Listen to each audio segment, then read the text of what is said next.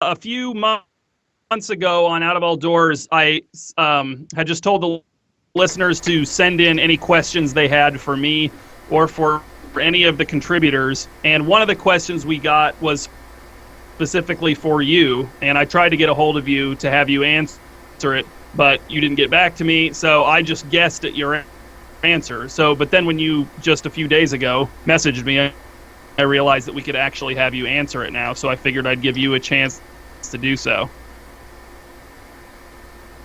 And what's this question? Okay. It doesn't regard fishing at all? No, it has nothing to do with fishing. In fact, it has specifically to do with your YouTube product reviews, so the fact that you're recording this for use on your channel is appropriate. I think because I don't know if I had mentioned I don't know exactly why that came up. This is just a question from someone who is aware of your product reviews already, I guess. So, are you ready for the question? Why didn't she just leave a question on my product reviews herself if she wanted to ask me herself? Does she not have a YouTube account?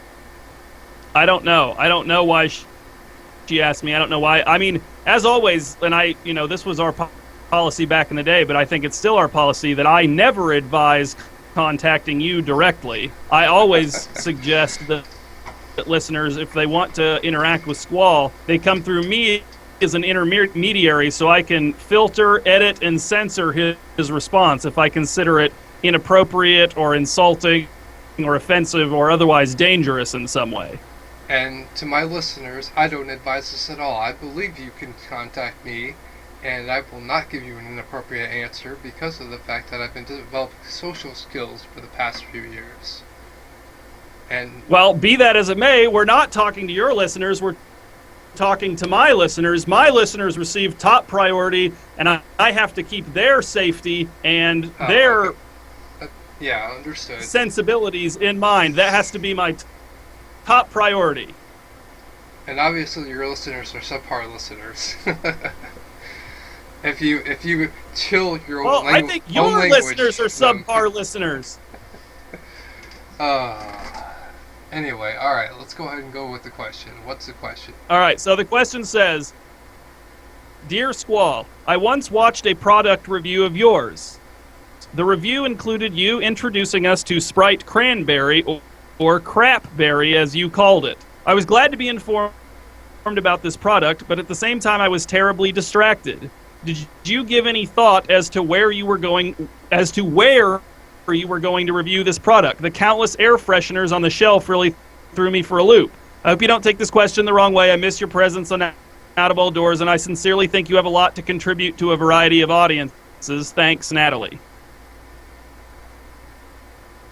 So do you understand the question? I think she's wondering why specifically you chose the location that you did to review the Sprite Crapberry.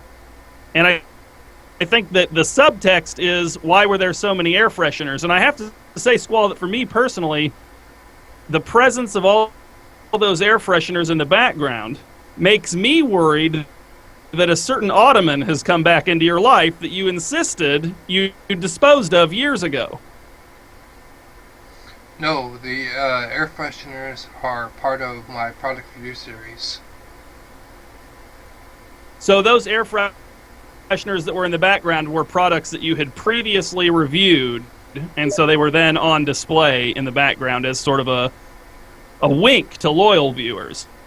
Yeah, just as sort of a playful nod.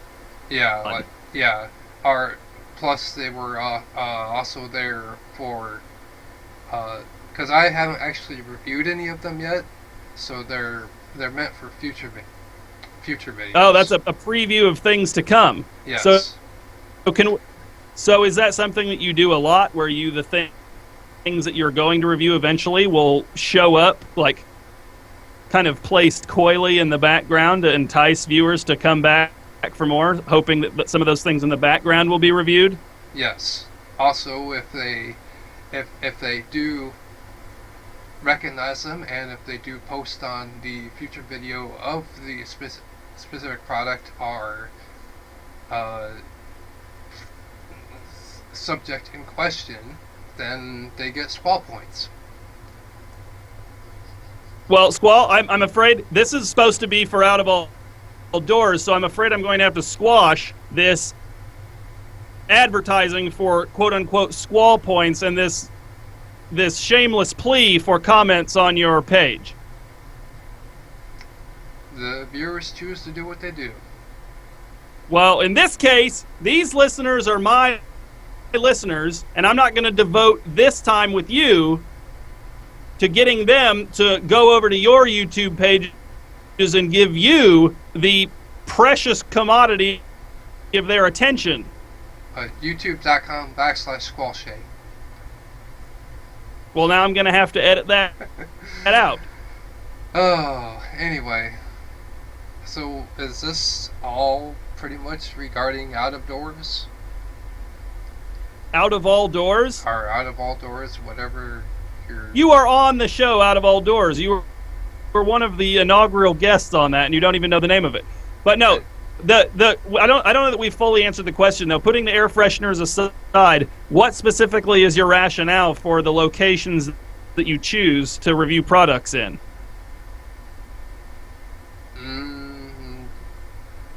Not really any specific meaning. See, this is, I guessed.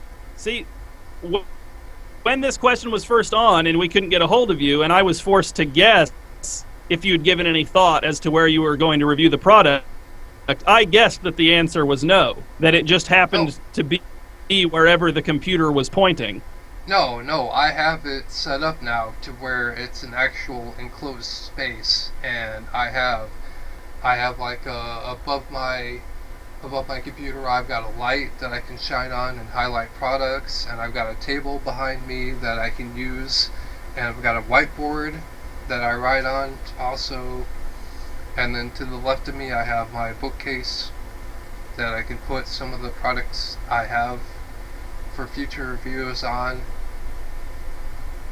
But at the time of doing Sprite Crapberry, you didn't have that set up yet. It was still in kind of the formative stages. Pretty much, it was a perpetual work in progress. Got it. All right. Well, I think that basically answers the question. Then, what do you have? What do you have going on your? Do you have any future reviews coming up that you could tease? Yes, a lot of future reviews, but such as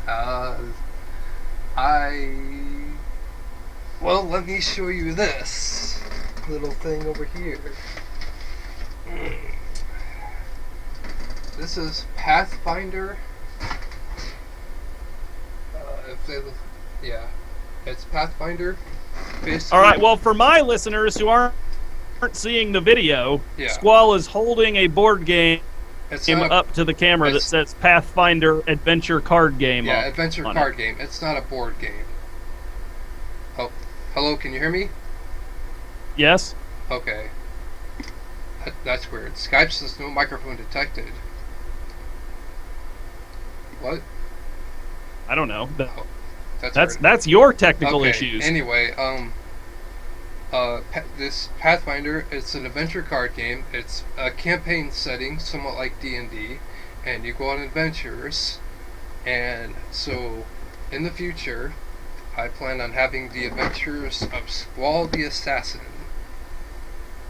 Squall the Assassin. Now, who could that possibly be? Who wouldn't it be? Who wouldn't it be? Anyway, but for my listener, Squall has just made an exasperated facial expression as if he could not believe the idiocy of my question. That's right. That proves that you're not a gamer, because you don't even understand what I'm talking about. How dare you? And what does your shirt say? I'm not arguing, I'm just explaining why I'm right. That's right. I'm giving you sass. From the and for the listeners at past, home, present, and future. The words arguing, and in that sentence, the words arguing and right are both highlighted for some reason. Yep. They're given special emphasis. And it's also got an exclamation point, which I disagree with exclamation point. I think it should just be a period. I think it should be a declarative sentence. Kind of hypocritical for you to wear the shirt then. Why is that? Because I'm right? Because by wearing it, it's implicit endorsement. You're extremely pleased with yourself, but by wearing that shirt, it's implicit endorsement of the use of the exclamation point in that on that sheet on that T-shirt. I think if you're wearing a T-shirt, you're telling the world, I agree with wholeheartedly everything on this T-shirt. Oh, okay. Well, I guess, yeah, I guess. I also have another T-shirt that on some of my YouTube videos that it says "Always in Control" and it has a PlayStation controller on it, which I like. And I also have a Bruce Lee shirt that says "Fear is for Others" and has a picture of him on it, which I like. And I have a picture. What? It has a picture of who? Bruce Lee. Bruce Lee. Does that one have an exclamation point on it? No, it does not. It has no punctuation. That one seems like it definitely should have an exclamation point. No, it has no punctuation whatsoever. So it's up to the user. Surely you don't agree with that decision. Yes, I do. But you must. You own the shirt.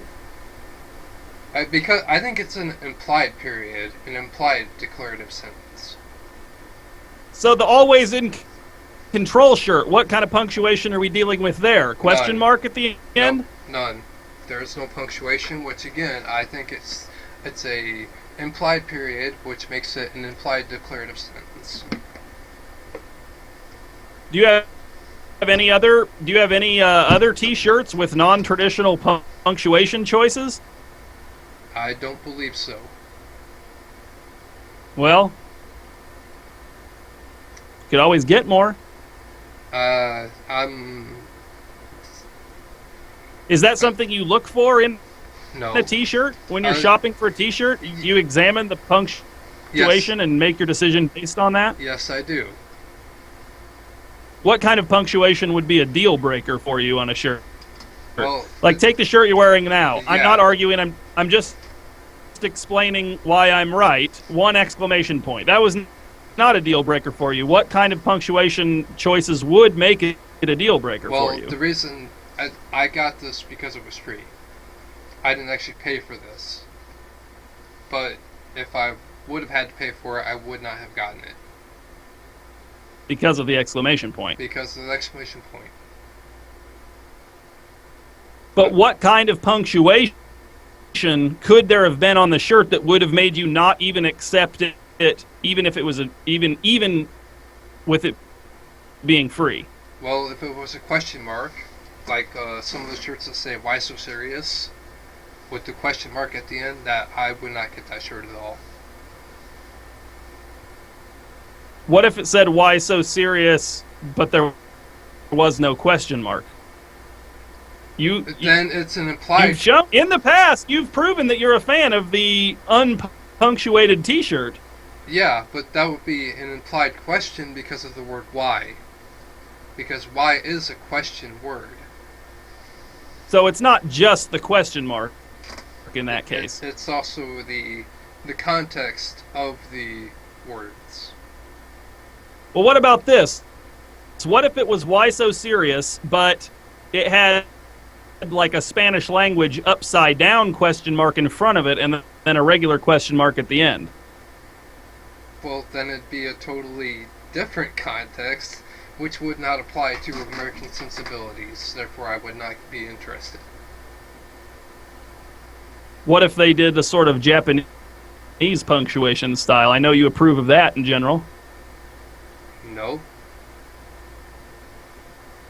And plus, I wouldn't get the shirt anyway because I'm not a big fan of the Joker. Who that quote? What if it said why? What if it said "Why so seriously" as a sort of a nod to your former bookstore, Seriously Books? Nope, not even then. Because it's taking a hard line stance against this shirt. It still has the the Joker context associated with it, and I'm just not a fan of that saying.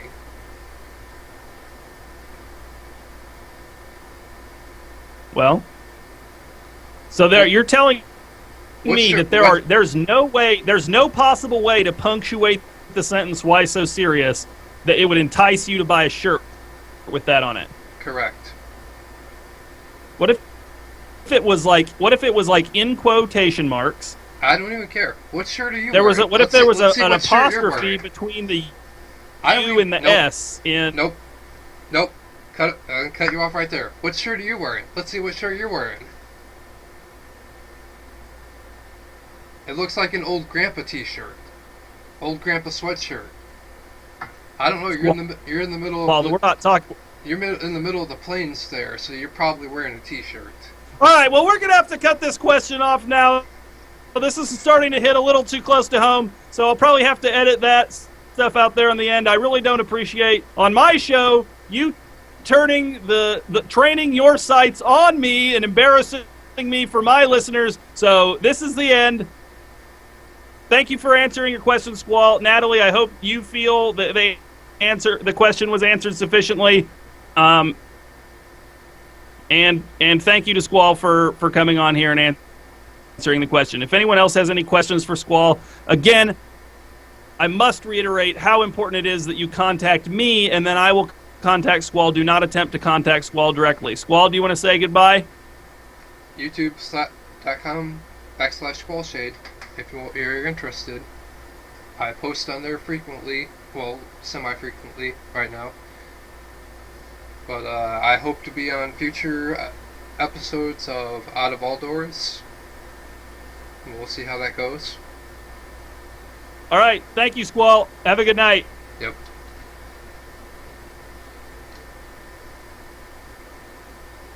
Alright. Well, how did that go? I think it went well.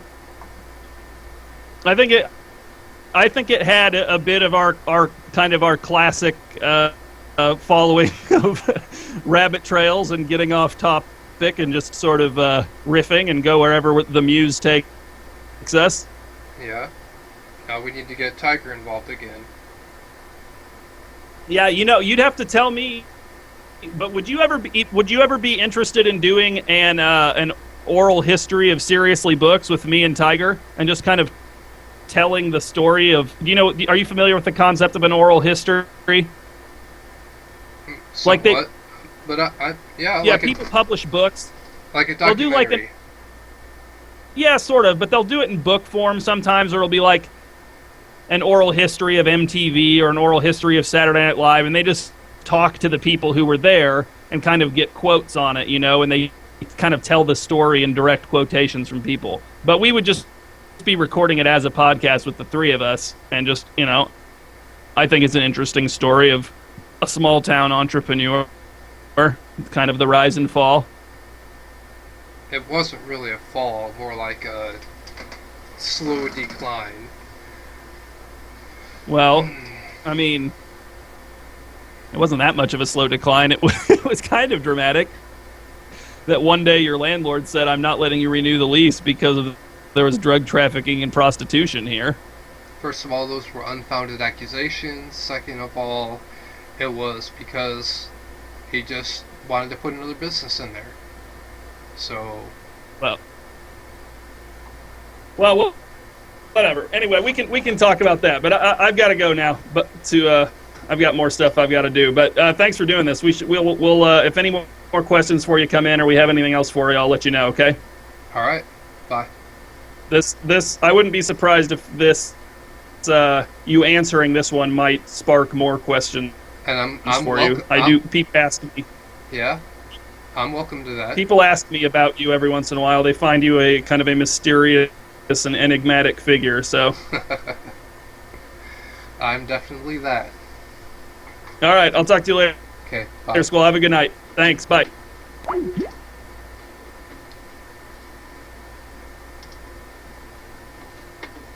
Alright, so, listeners, you pretty much heard that. And